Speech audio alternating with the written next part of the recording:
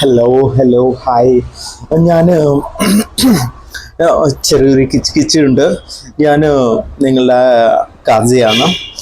ഞാനൊരു കാര്യം, കാരണം ഇന്നലെ രാത്രി മുതൽ ഞാൻ ഒരു വീഡിയോ എന്നെ വല്ലാതെ സ്ട്രൈക്ക് ചെയ്തുകൊണ്ടിരിക്കുകയാണ്. ഇന്നലെ രാത്രി മുതൽ കണ്ടു, ഇന്ന് രാവിലെ വേറെ വീഡിയോ കണ്ടു. കാരണം അതിൻ്റെ ബിഹൈൻഡിൽ പോയപ്പോൾ, കാരണം എല്ലാവർക്കും അറിയാം നമ്മുടെ നാട്ടിൽ പാട്ടൊക്കെ എഴുതുന്ന കൈതപ്രം ദാമോദരൻ നമ്പൂതിരിയെ കുറിച്ച് എല്ലാവർക്കും അറിയാം. ആള് ഒരു അഭിപ്രായം, അതായത് ഇപ്പൊ കലാകാരന്മാർ അവരുടെ ആയുധമായിട്ട് ഉപയോഗിക്കുക.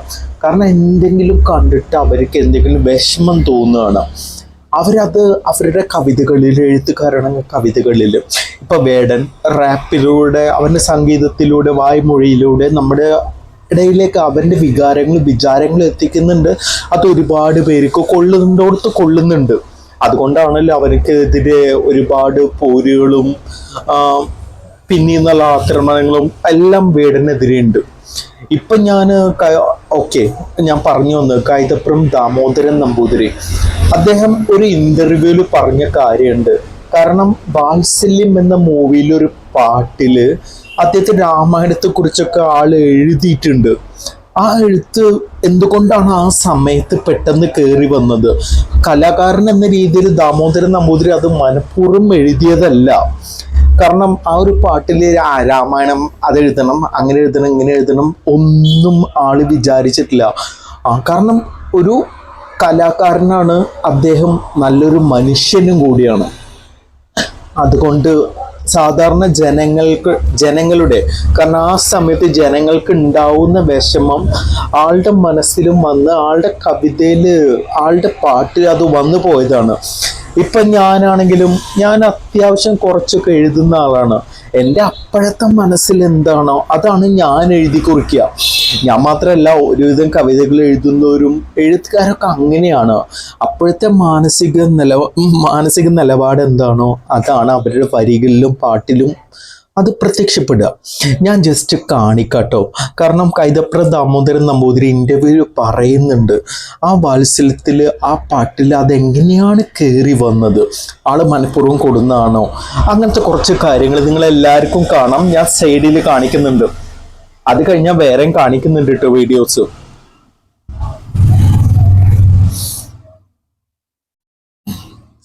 ഒരു മിനിറ്റും 24 സെക്കൻഡും ഉണ്ട്. ബോറടിക്കില്ല എന്ന് വിചാരിക്കണം. എല്ലാവരും കാണണം, മനസ്സിലാക്കണം. കാരണം അത് കഴിഞ്ഞാൽ ഒരാൾ കമൻ്റ് ഇട്ടിട്ടുണ്ട്, അതൊക്കെ ഭയങ്കര കോമഡിയാണ്. കാരണം ഇവരെ ഇപ്പോൾ അനീതിക്കെതിരെ ശബ്ദമുയർത്തുന്നവരെ, അക്ഷരങ്ങൾ കൊണ്ട് ചോദിക്കുന്നവരെ, അക്ഷരങ്ങളിലൂടെ അവരുടെ വികാരങ്ങൾ പ്രകടിപ്പിക്കുന്നവരെ ശത്രുക്കളായിട്ട് കാണല്ലേ.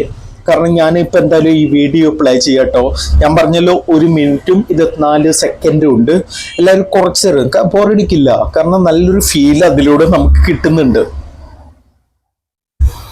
മറ്റേ വാത്സല്യത്തിൽ അലയും കാറ്റിൻ ഹൃദയം, രാമായണം കേൾക്കാതെയായി, അത് കേൾക്കുമ്പോൾ ഒരു ഉള്ളിൽ വരും. അതെ, പൊന്മേനകൾ മിണ്ടാതെ, അത് ശരിക്ക് ആ കഥയിലുള്ളതാണ്.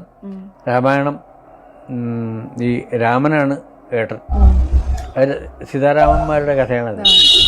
പിന്നെ അത് മാത്രമല്ല, ആ പാട്ട് എഴുതുന്ന ദിവസമാണ് എനിക്ക് വേറൊരു ഫീൽ കൂടി ഉണ്ടായിരുന്നു. ആ ദിവസമാണ് പിന്നെ പള്ളി പൊളിക്കുന്നത്, അപ്പോഴാണ് ഞാൻ എഴുതുന്നത്. അപ്പം അതിൽ ഈ ഇത് വന്നു അറിയാതെ, രാമായണം കേൾക്കാതെയായി, പൊന്മേനകൾ മിണ്ടാതെയായി, അങ്ങനെ ആയിപ്പോയി. അത് ആദ്യത്തെ വിഷയം. എനിക്കത് ഭയങ്കര സങ്കടമായി പെട്ടെന്ന് കേൾക്കുമ്പം. പിന്നെ എന്തൊക്കെ ന്യായം പറഞ്ഞാലും അത് ഒരു രാമന് പോലും സഹിക്കാൻ പറ്റാത്തതാണെന്നൊരു തോന്നലാണ് എനിക്കുണ്ടായി.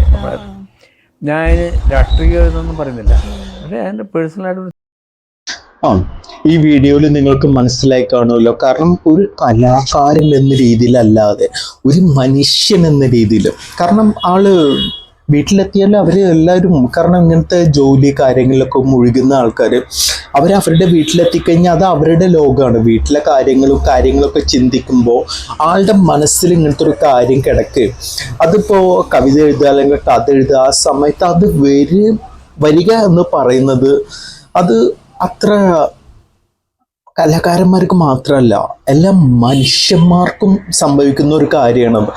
എടോ നല്ലൊരു മനുഷ്യനായ മതി. ഇപ്പൊ ബ്ലാക്ക് എന്ന മൂവിയിലെന്ന് തോന്നുന്നു മമ്മൂട്ടി പറയുന്നുണ്ട് ഡയലോഗ് ലാലിനോട്, എടോ എന്നെ വെറുതെ വിട്ടേക്ക്, എന്നെ ഒരു മനുഷ്യനായി ചിന്തിക്കുന്നേ ഞാൻ പറഞ്ഞുള്ളൂ. അതിന്റെ നിങ്ങൾ തെറ്റുണ്ടോ എന്ന് എനിക്ക് അറിഞ്ഞുകൂടാ, കാരണം ഞാൻ കുറച്ച് ദിവസം മുന്നെയാണ് ബ്ലാക്ക് മൂവി കണ്ടത്, അതിൽ നിന്നാണ്. ഇപ്പോൾ ഇതിൽ ഞാൻ പറയാൻ കാരണം ഇവന്റെ ഈ കമന്റ് ഉണ്ടല്ലോ, കമന്റ് അല്ല, ഇവനായിട്ട് പറയുന്നത് എന്തുകൊണ്ട് പാട്ടില് രാമായണം കയറി വന്നു, ആ സമയത്തിന്റെ മാനസിക നിലപാട് വെച്ചിട്ടാണ് ആള് പറഞ്ഞത്. കൈതപ്രം ദാമോദരൻ നമ്പൂതിരി, സോറി ഞാൻ പെട്ടെന്ന് പറയുമ്പോൾ ആളുടെ പേര് മാത്രമേ യൂസ് ചെയ്യുന്നുണ്ട്. അത് പറയുന്ന ആളുടെ മാനസിക നിലപാടാണത്. കാരണം ഒരു കലാകാരനാണ്, ആൾക്ക് ഒന്നും മറച്ചു വെക്കാനുള്ള കാര്യങ്ങൾക്കില്ല.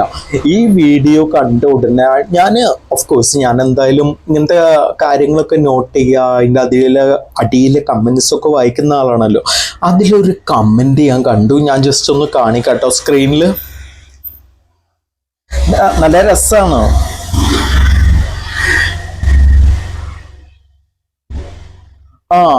ആളുടെ പേരെന്നെ സ്ക്രീനിൽ കാണാം, മോഹനൻ CS-RSS. ആള് ചോദിക്കണം, താൻ ബ്രാഹ്മണനാണോ അതോ മണപ്പിക്കുന്നവനോ? കാരണം അവന്റെ നിലവാരത്തിലേക്ക് അപ്പൊ ഞാൻ ഇൻട്രസ്റ്റിംഗ് ആയി തോന്നി, കാരണം കമന്റ് കൊള്ളാം. അപ്പൊ ഞാൻ ഇന്നലെ അവന്റെ പ്രൊഫൈലിൽ ഒന്ന് കയറി നോക്കി. ആ കമന്റ് ഒന്നുകൂടി പറയാം, താൻ ബ്രാഹ്മണനാണോ അതോ മണപ്പിക്കുന്നവനോ? കാരണം അവന്റെ നിലവാരത്തിലേക്കാണ് അയാൾ ഇറങ്ങിച്ചെന്നത്. കൈതപ്പുറം ദാമോദരൻ നമ്പൂതിരി എന്ന് പറയുമ്പോൾ എല്ലാവരും റെസ്പെക്ട് ചെയ്യുന്ന ഒരാളാണ്. കാരണം ആഫ്റ്റർ ഓൾ ആളൊരു മനുഷ്യനും കൂടിയാണ്. കാരണം ഒരു പാട്ട് എഴുത്തുകാരനോ മ്യൂസിക് ഡയറക്ടറോ അങ്ങനെയൊന്നും അല്ല നമ്മൾ കാണേണ്ടത്. ആളുടെ മനസ്സിൽ തോന്നിയ ഒരു ചിന്തയാണ് ആ പാട്ടിൽ പറഞ്ഞതും ഇപ്പൊ ഈ അഭിമുഖത്തിൽ പറഞ്ഞതും അതിൻ്റെ അടിയിൽ കമന്റ് ഇട്ടതും. ഞാൻ അവന്റെ പ്രൊഫൈലൊന്ന് കാണിക്കാട്ടോ. എന്താണ്, മോഹനൻ CS-RSS, നല്ല പേരാണ്, മോഹനൻ CS-RSS. 496 ഫ്രണ്ട്സ്, വീട് ചിറയൻകീഴ്, ട്രിവാൻഡ്രം. അത്യാവശ്യം ആൾക്കാർ ഫോളോ ഒക്കെ ചെയ്യുന്നുണ്ട്. അവന്റെ ഫോട്ടോ നോക്കിട്ട് ഞാൻ സൂം ചെയ്യാം. ഫോട്ടോ കാണുമ്പോൾ തന്നെ അറിയാം വിഷം ഇങ്ങനെ ഒഴിച്ചു വെച്ചിരിക്കുകയെന്ന്. പിന്നെ ഞാൻ ഇവൻ്റെ സ്ട്രൈക്ക് ചെയ്ത് എനിക്ക് ഈ കമന്റ് മാത്രമാണ്. കാരണം ഒരു ദൈവത്തിന്റെ പേരിലും ഒന്നും പൊളിച്ചു കളയാനോ ഒരു ദൈവം നമ്മളോട് ആവശ്യപ്പെട്ടിട്ടില്ല. ഇപ്പോ അന്ന് ബാബരി മസ്ജിദ് പൊളിക്കുന്ന സമയത്ത് കാരണം ഇവര് കയറി നിരങ്ങി മേലെ ബാബരി മസ്ജിദിന്റെ മുകളിൽ കയറി അതെല്ലാം പൊട്ടിപ്പൊളിച്ച് തകർത്ത് തരിപ്പണാക്കി. ഇപ്പൊ അവിടെ ഒരു രാമൻ ക്ഷേത്രമാണ് പണിതിട്ടുള്ളത്. നല്ല കാര്യമാണത്. ദൈവങ്ങൾ അങ്ങനെയെങ്കിലും ഓർമ്മയിലൊക്കെ ഉണ്ടാവുമല്ലോ. നിങ്ങൾക്കൊരു കാര്യം അറിയോ? കാരണം ഞാനിപ്പോ മദ്രസയിൽ പഠിക്കുന്ന സമയത്ത് 9 മണി മുതൽ 10 മണി വരെ നമുക്ക് ലഞ്ച് ബ്രേക്ക് ഉണ്ട്. ആ സമയത്ത് നമ്മൾ വീട്ടിലേക്ക് വരുന്നത് ഞങ്ങളൊരു ഒറ്റ ഉണ്ണേ ഉള്ളൂ, കഴിക്കാൻ മാത്രമല്ല. ആ 9 to 10 ആണ് രാമായണം, മഹാഭാരതം, ശ്രീകൃഷ്ണ ഇങ്ങനത്തെ സീരിയലുകൾ കാര്യങ്ങളൊക്കെ വന്നിട്ടുള്ളത്. അത് കാണാൻ വേണ്ടിയിട്ടാണ് ഞങ്ങൾ ഓടുന്നത്. പക്ഷെ ഇപ്പോഴത്തെ കാലത്ത് ഇതൊക്കെ പ്ലേ ചെയ്യാൻ പേടിയാണ്. കാരണം ഇതൊക്കെ നമ്മളിവിടെ സ്ക്രീനിൽ എങ്ങനെ ഒരു എസ്പെഷ്യലി ഒരു മുസ്ലിം വീട്ടിൽ നിന്ന് കേൾക്കുകയാണെങ്കിൽ RSSകാർ കയറി നിരങ്ങും. അവർ പറയും ഞങ്ങളെ ദൈവത്തിനെ മുസ്ലിം വീട്ടിൽ വെച്ചിരിക്കുന്ന അവര് കാണുന്ന അത് ഞങ്ങൾ അലമ്പാക്കും ഇങ്ങനെയൊക്കെ പറഞ്ഞ് എൻ്റെ വീട്ടിലും വരാം. ഒരു കൊലവിളിയൊക്കെ ഞാൻ എപ്പോഴും ആണെങ്കിലും പ്രതീക്ഷിക്കുന്നുണ്ട് നമ്മളുടെ ഒരു സാധാരണ മുസ്ലിം വീട്ടിലാണെങ്കിലും. കാരണം ഞാനൊരു മുസ്ലിമാണ്, അതുകൊണ്ട് മാത്രമല്ല ഞാനൊരു കമ്മ്യൂണിസ്റ്റും കൂടിയാണ്. കാരണം ഇങ്ങനത്തെ ജാതി ചിന്തകളും വെറികളും മനുഷ്യന്മാർക്കിടയിൽ, അത് ഇന്നലെ വരെ തോളത്ത് കൈയിട്ടുകൊണ്ട് നടന്ന ആൾക്കാരുടെ ഇടയിലും, അവിടെ ആരുമില്ല, ആൾക്കാരുടെ ഇടയിലും വരുമ്പോൾ നമുക്ക് മനസ്സിനൊരു വിഷമാണ്. കാരണം ഇപ്പോൾ രാമക്ഷേത്രം പണിതു. ഇപ്പം എല്ലാം കുറേ സംഘി വീഡിയോസ് കുറേ അവിടെ ഉത്തരേന്ത്യയിലാണ്, കേരളത്തിലൊന്നും നടക്കില്ല. അവിടെ ഞാൻ കണ്ടു ബോൾ ജയ് ശ്രീറാം, അല്ലെങ്കിൽ തല്ലുകയാണ്, അടിക്കുകയാണ്, കൊല്ലുകയാണ്. ഇവനോട് പറയുന്നുണ്ട്, ഞാൻ ഒരു വീഡിയോ കാണിക്കാം, നീ മുസ്ലിം ആണോ, ജയ് ശ്രീറാം പറ. ആ ചെങ്ങായിക്ക് എന്ത് പറയാനും. ഇപ്പൊ എന്നോടാണ് പറഞ്ഞ ജയ് ശ്രീറാം ബോൾ എന്ന് പറഞ്ഞാൽ ജയ് ശ്രീറാം അത്രേ ഉള്ളൂ. കാരണം ആ വ്യക്തികൾക്ക് എന്ത് ഞാനാച്ചാ പറഞ്ഞിരുന്നു കുഴപ്പമില്ല, പക്ഷെ ഇയാളത് പറഞ്ഞില്ല. ഇയാള് ഈ ഉത്തരേന്ത്യയിലെ ഈ വടി ടീം വടി എടുത്തിട്ടാണ് ഓങ്ങുന്നത്. കാരണം അല്ലെങ്കിൽ ഇവർ തല്ലും, കാരണം ഇവർ കൊല്ലാറുണ്ട്, അങ്ങനെ കുറെ ന്യൂസുകളുണ്ട്. കാരണം ഇപ്പോഴത്തെ ജനറേഷൻ മൊത്തം ഒരുവിധം എല്ലാവരും മനുഷ്യന്മാർക്ക് വേണ്ടിയിട്ടല്ല പ്രവർത്തിക്കുന്നത്, ദൈവങ്ങൾക്ക് വേണ്ടിയിട്ടാണ്. ഇത് പറഞ്ഞപ്പോഴാണ് 1955 തോന്നുന്നു നമ്മളെ നാട്ടിലെ എഴുത്തുകാരും കാര്യങ്ങളും അവരെല്ലാവരും കൂടി ഡൽഹിയിലേക്ക് ഒരു യാത്ര പോയി. എല്ലാവരും, കാരണം എഴുത്തുകാരുടെ എന്തെങ്കിലും ഒരു മീറ്റിങ്ങോ അങ്ങനത്തെ കാര്യങ്ങളൊക്കെ ആയിരിക്കും. അപ്പൊ അതിൽ വയലാറും ഉണ്ടായിരുന്നു. വയലാറ് എന്താണ് ഒരു ബുക്ക് എഴുതിയിട്ടുണ്ടായിരുന്നു. 1 മിനിറ്റ് ഒന്ന് ഹോൾഡ് ചെയ്യണേ, ഞാൻ ആ ബുക്ക് നോട്ട് ചെയ്ത് വെച്ചിട്ടുണ്ട്. കാരണം എന്താ പുരുഷാന്തരങ്ങളിലൂടെ എന്നൊരു ബുക്ക് വയലാർ എഴുതിയിട്ടുണ്ടായിരുന്നു.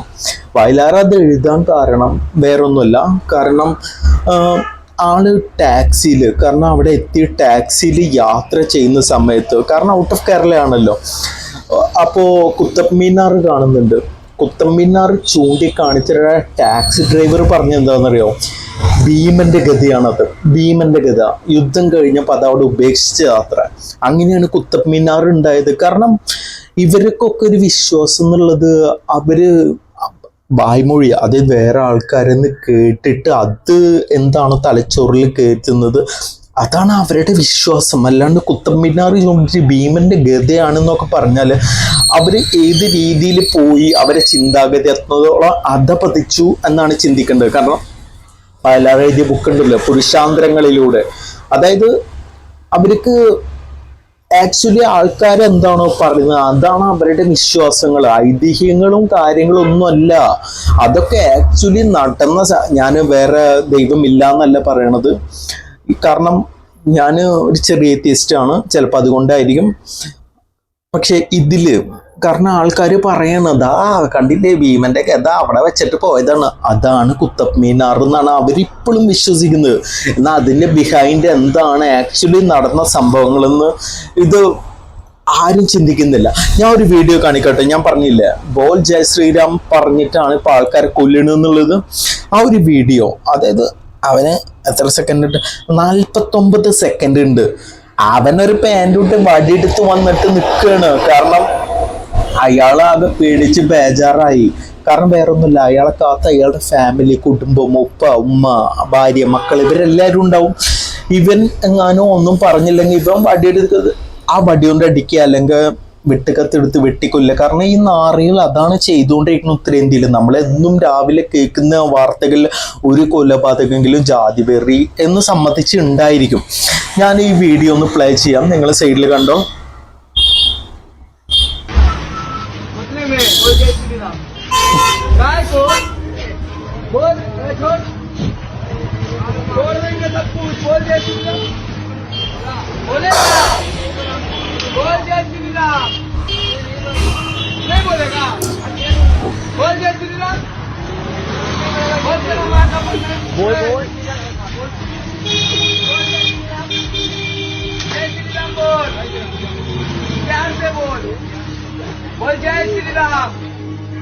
हनुमान चालीसा बोल, हनुमान चालीसा नहीं मालूम है तेरा माता है, बोल जय श्री राम। हाँ इधर रहने का नहीं, पाकिस्तान भाग, पाकिस्तान मारेंगे। വീഡിയോ കണ്ടല്ലോ. ഞാനാണെങ്കിലും ഞാൻ മനസ്സിൽ വിചാരിച്ച കാര്യമാണിത്. ഇത്ര ഗതി കെട്ട ഒരു ദൈവത്തെ ഞാൻ കണ്ടിട്ടില്ല. കാരണം ഒരു ദൈവത്തിൻ്റെ പേരിൽ ആൾക്കാരെ കൊല്ലുന്നു.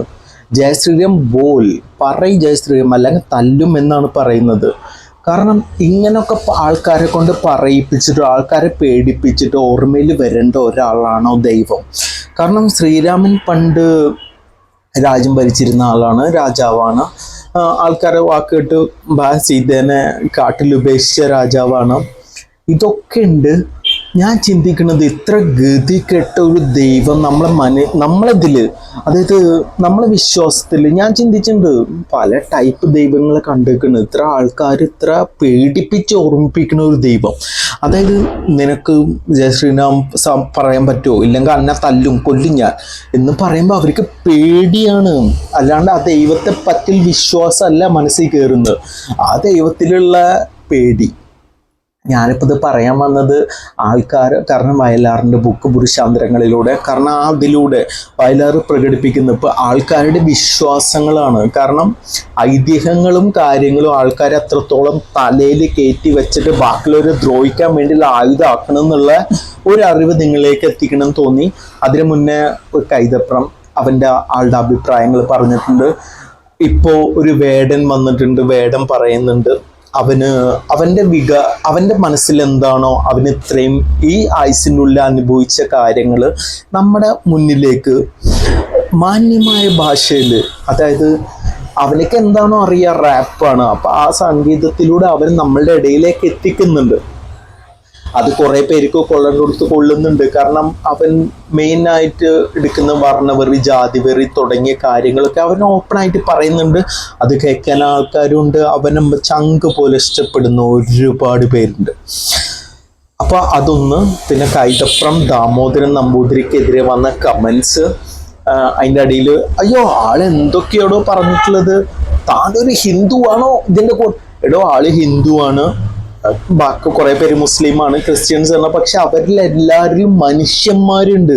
അല്ലെങ്കിൽ ജയ് ശ്രീറാം വിളിച്ചില്ലെങ്കിൽ അടിച്ചു കൊല്ലും എന്ന് പറയുമ്പോൾ അത് മനുഷ്യനല്ല, രാക്ഷസനും അസുരനും എല്ലാം കൂടിച്ചേർന്ന് വൃത്തികെട്ട ജന്മങ്ങളിൽ പെടുന്നു. ഇപ്പൊ ലാസ്റ്റ് കാണിച്ച വീഡിയോയിലൊക്കെ അങ്ങനെയാണ് കാണുന്നത്.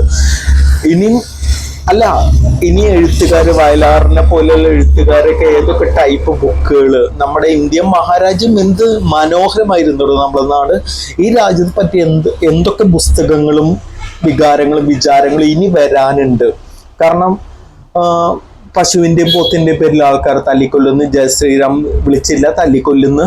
പിന്നെ എന്താണ് രാമക്ഷേത്രത്തെ എന്തെങ്കിലും പറഞ്ഞെങ്കിൽ അതിൻ്റെ പേരിൽ തല്ലിക്കൊല്ലുന്ന, ഒരു പള്ളി പൊളിച്ചു കളയുന്ന, ബാബരി മസ്ജിദ്, അങ്ങനത്തെ കുറേ കാര്യങ്ങളൊക്കെ വരുമ്പോൾ ഞാൻ ചിന്തിക്കുന്നത് നമ്മളെ നാട് ഇത് എവിടെ ചെന്ന് ഇടയ്ക്ക് നാവുമ്പോൾ കടി വരുന്നുണ്ട്, എവിടെ ചെന്ന് നമ്മളെ നാട് സ്റ്റോപ്പ് ചെയ്യും.